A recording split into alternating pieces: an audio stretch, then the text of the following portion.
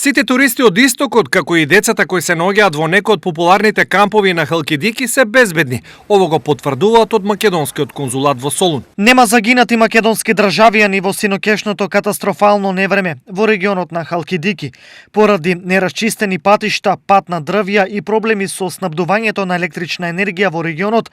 Локалните власти препорачуваат луѓето во регионот да не се движат без причина, додека трае расчистувањето и не се нормализира снабдувањето со струја.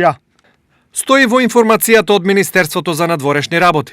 И туристичките агенции се во постојан контакт со туристите од регионот кои во моментов се на летување таму.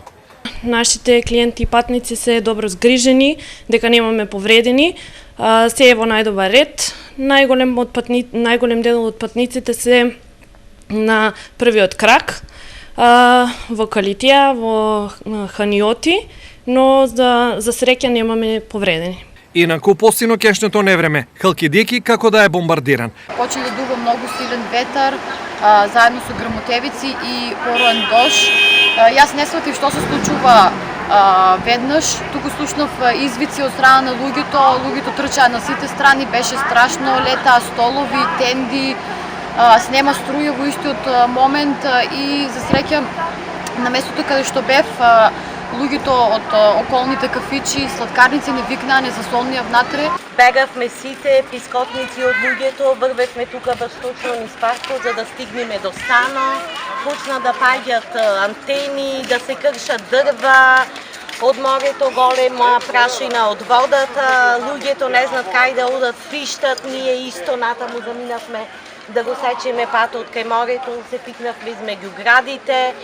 Чупето ми пишти, ветеро не враќа наназад, паѓат тенди, керамитки, антени, виулица, невреме, ништо не се гледа пред нас.